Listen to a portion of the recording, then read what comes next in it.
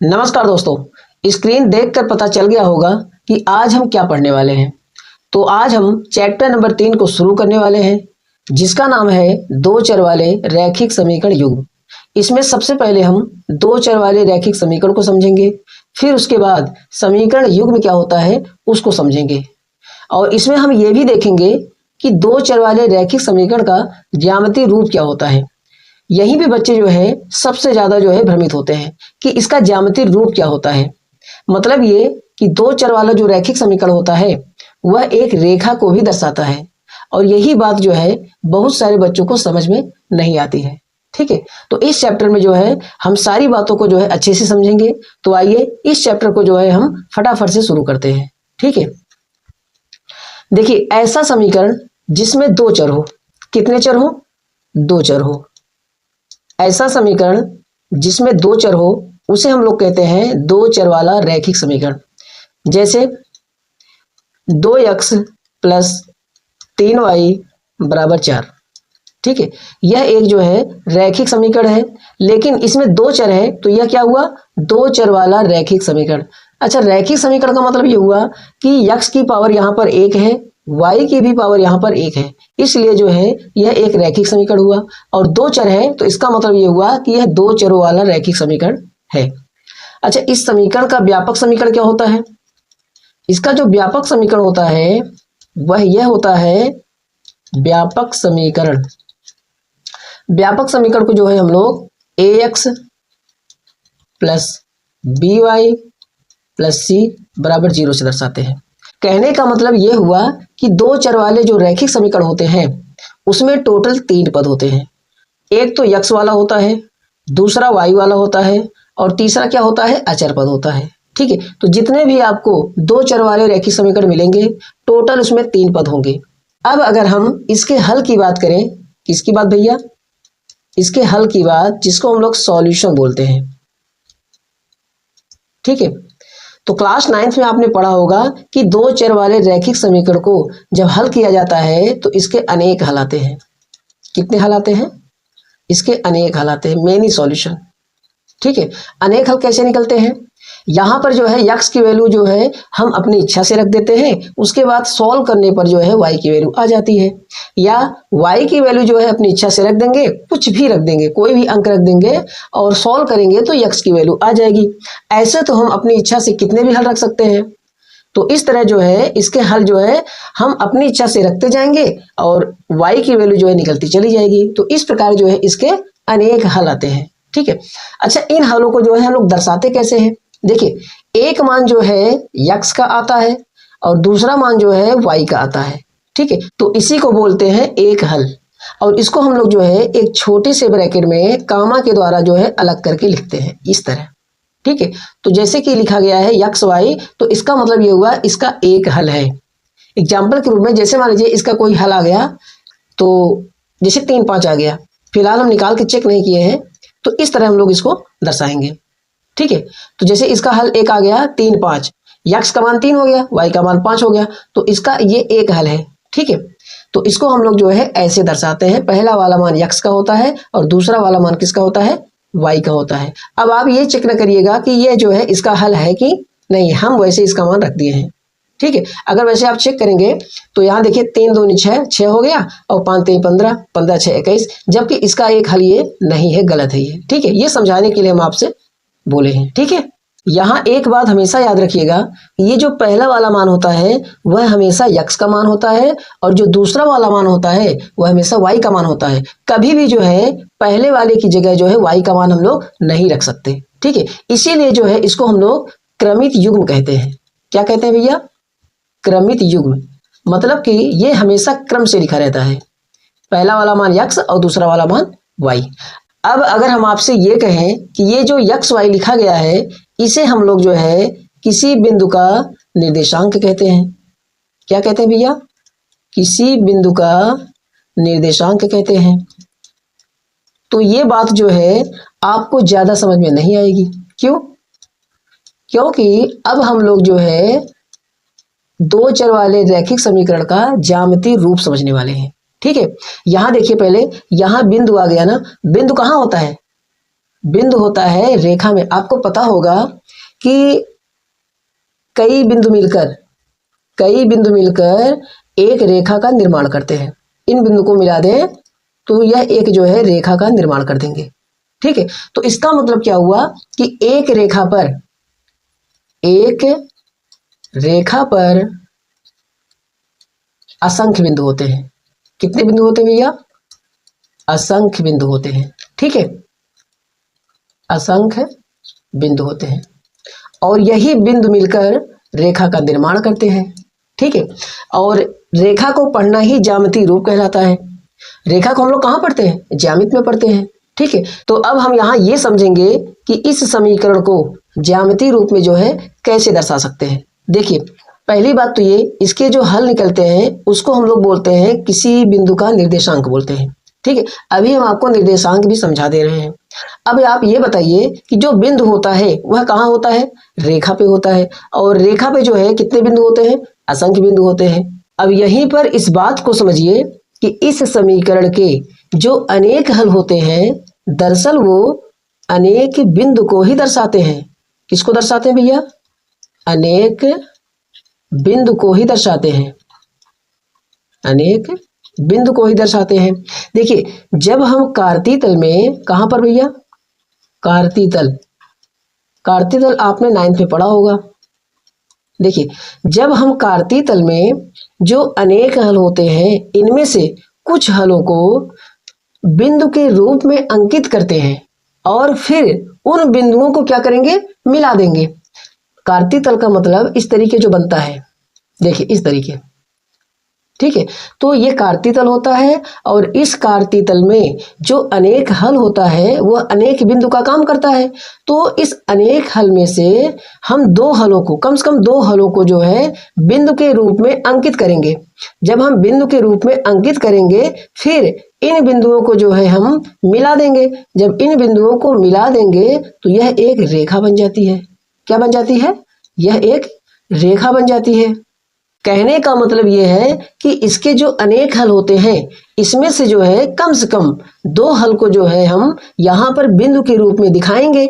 बिंदु के रूप में दिखाने के बाद इन बिंदुओं को जो है हम मिला देंगे। जब इन बिंदुओं को मिला देंगे तो यह एक रेखा बन जाती है। और आपको पता है कि इस रेखा पर कितने बिंदु होते हैं? असंख्य बिंदु होते हैं। कितने बिंदु होते हैं? असंख्य बिंदु होते हैं। और यह असंख्य बिंदु जो है इसका एक एक हल को दर्शाता है। इसका एक एक हल को दर्शाता है। कहने का मतलब यह है कि इसके आप जो है अगर अनेक हल निकालेंगे और उसके बाद जो है अगर इस कार्तीय तल में जो है उसे बिंदु के रूप में अंकित करेंगे तो इसी रेखा पर कहीं न कहीं जो है वो आपको दिखाई पड़ेंगे। कहीं न कहीं जो है इसी रेखा पर जो है वो दिखेंगे आपको। ठीक है, तो कहने का मतलब यह है कि इस रेखा पर जो अनेक बिंदु होते हैं, जो असंख्य बिंदु होते हैं, वह जो है इस समीकरण का जो है एक एक जो है हल को भी दर्शाता है। ठीक है, अब आपके दिमाग में यह रहना चाहिए कि दो चरों वाला रैखिक समीकरण कौन सा भैया? दो चरों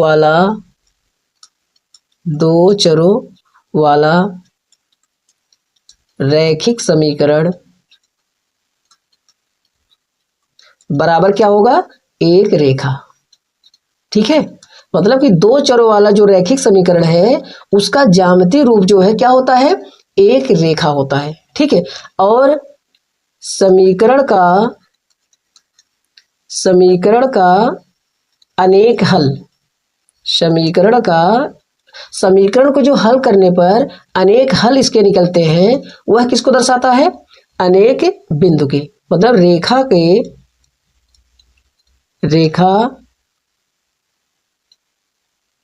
का असंख्य बिंदु, रेखा का असंख्य बिंदु। यह बात जो है आपके दिमाग में जो है अब हमेशा रहनी चाहिए कि जो दो चरों वाला रैखिक समीकरण होता है उसका मतलब होता है एक रेखा। ठीक है, तो एक रेखा और दो चरों वाला रैखिक समीकरण दोनों एक ही है। और जो समीकरण को हल करने पे जो अनेक हल निकलते हैं ना, उसका मतलब क्या हुआ कि जो रेखा के असंख्य बिंदु होते हैं वह दोनों एक ही है। ठीक है, यह जो रेखा होता है यह इसका ज्यामितीय निरूपण है और ये जो है क्या होता है, ये समीकरण के रूप में है। ठीक है, ये बात जो है हमेशा आपके दिमाग में रहनी चाहिए।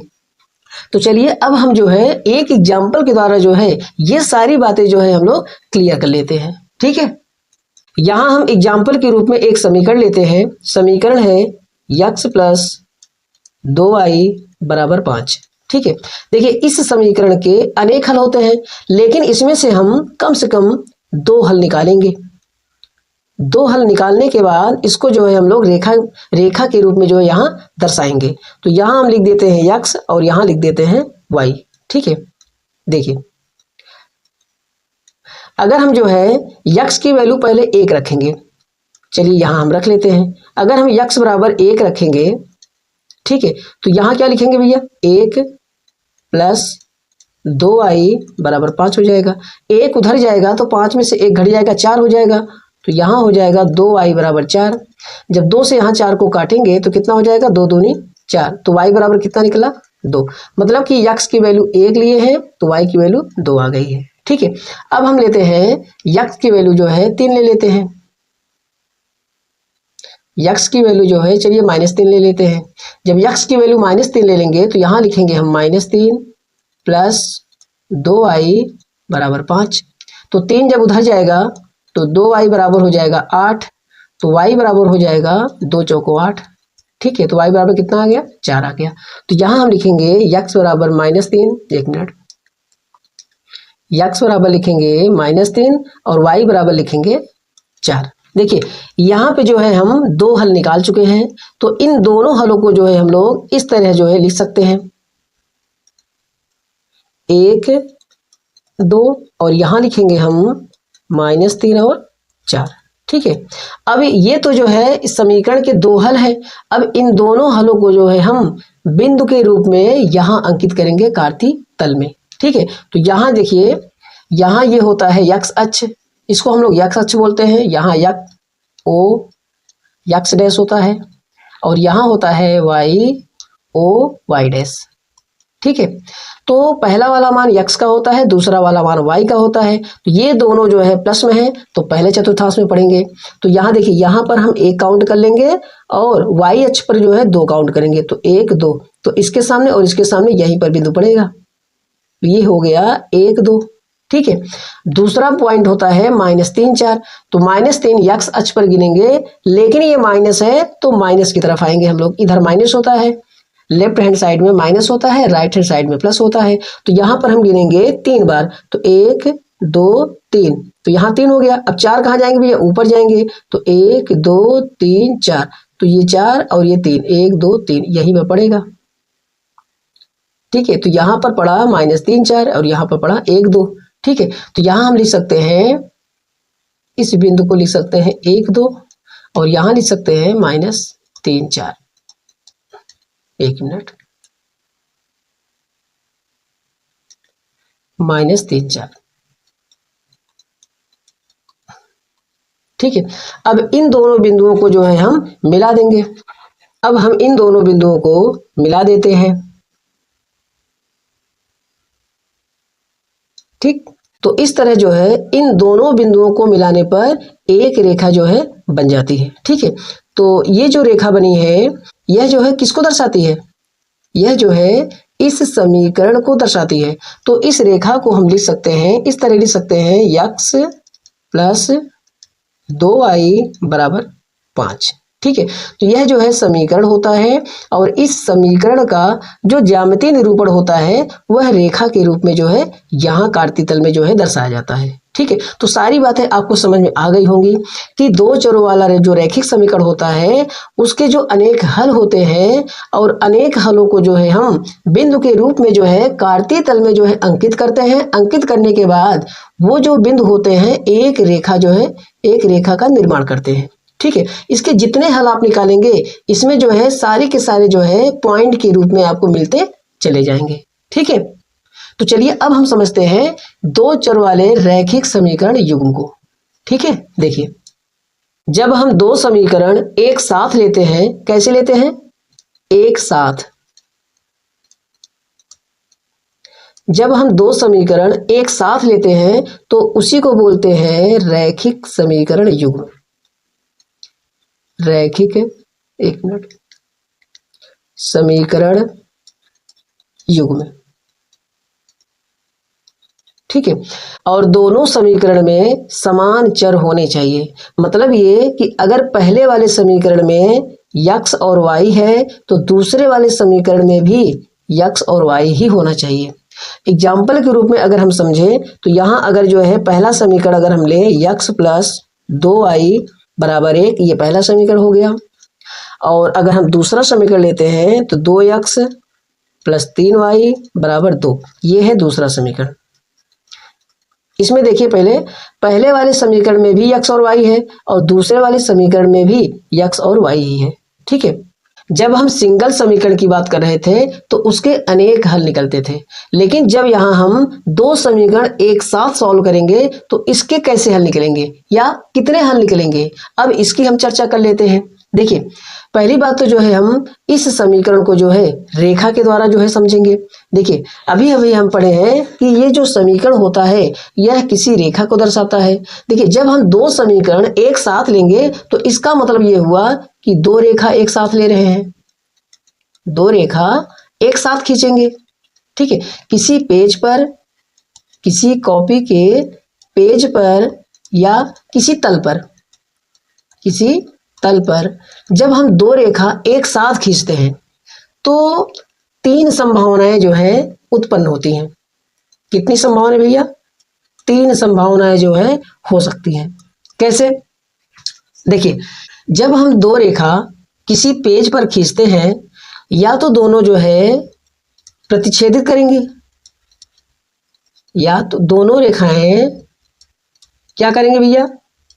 प्रतिच्छेदित करेंगी। प्रतिच्छेदित का मतलब होता है काटेंगी, एक दूसरे को काट देंगी। दोनों रेखाएं प्रतिच्छेदित करती हैं। या दूसरा कंडीशन क्या हो सकता है? दोनों रेखाएं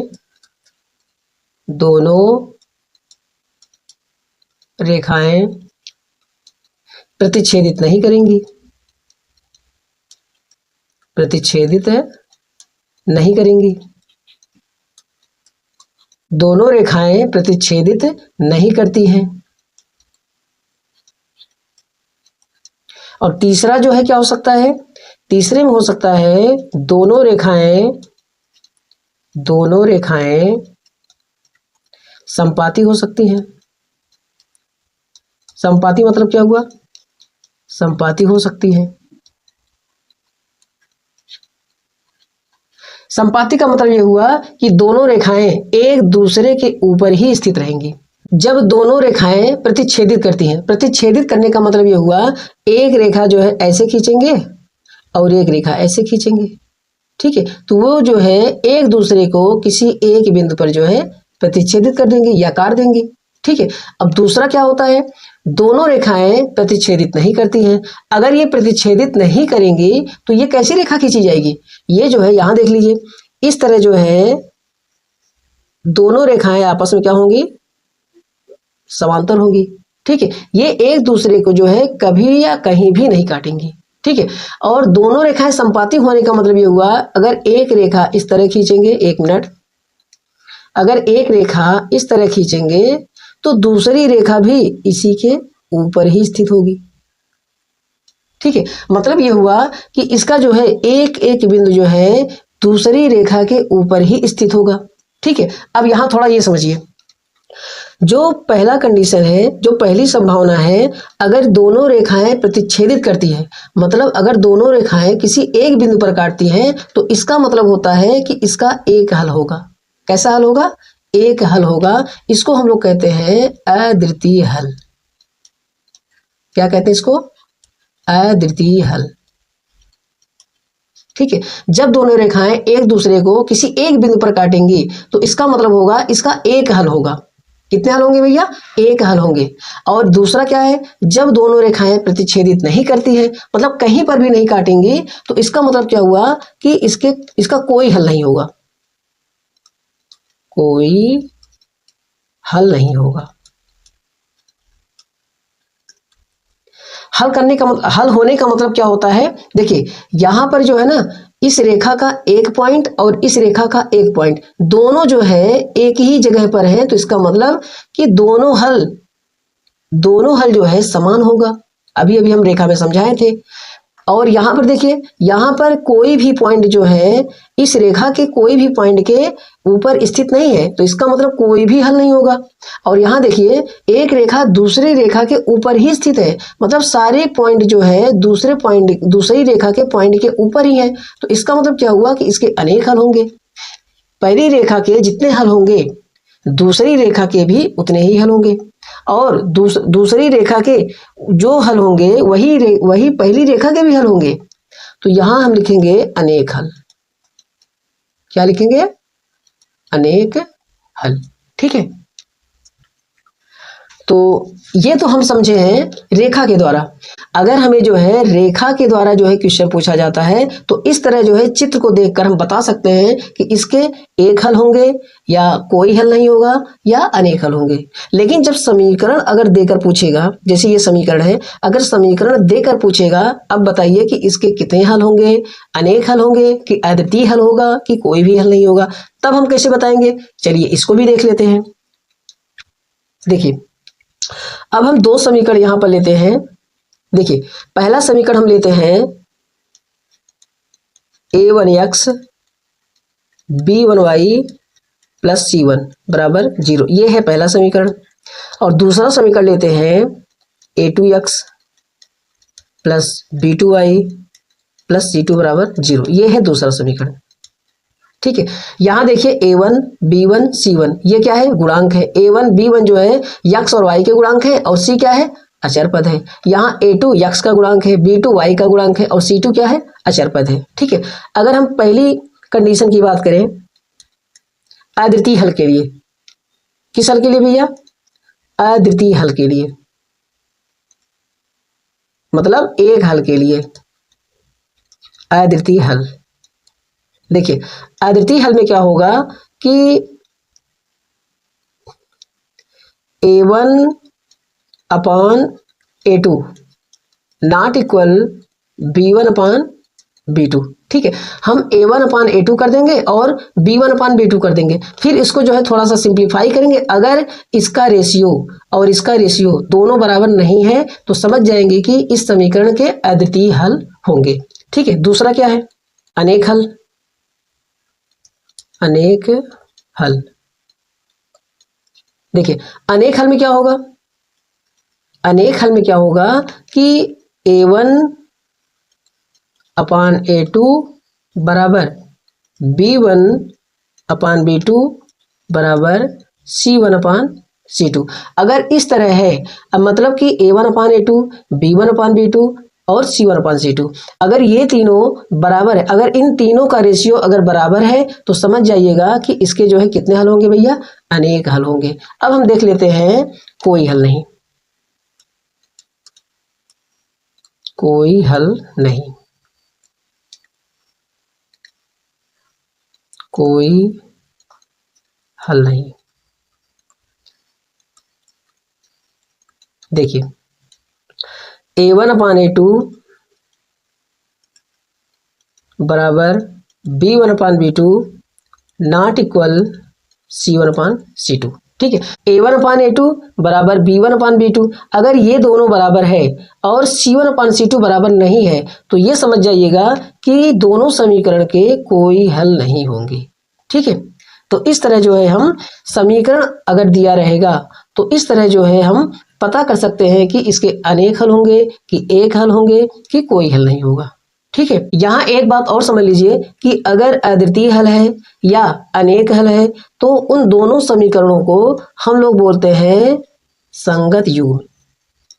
क्या बोलते हैं भैया? संगत युग्म बोलते हैं। ठीक है, अगर कोई हल नहीं है तो इसका मतलब क्या हुआ? असंगत युग्म। क्या हो गया? असंगत युग्म। ठीक है, तो कहने का मतलब यह है कि हल वाले जो समीकरण होते हैं उन्हें संगत युग्म कहा जाता है, और जिनके हल नहीं होते हैं उन्हें क्या बोला जाता है? असंगत युग्म। ठीक है, तो इस तरह जो है हम इस चैप्टर को जो है अच्छे से समझ लिए हैं। हमें विश्वास है कि आपको ये चैप्टर जो है बहुत अच्छे से समझ में आया होगा। तो अगले वीडियो में हम एक्सरसाइज 3.1 को सॉल्व करेंगे। अगर वीडियो आपको अच्छा लगा हो तो लाइक, शेयर और सब्सक्राइब करना मत भूलिएगा। तो चलिए मिलते हैं नेक्स्ट वीडियो में।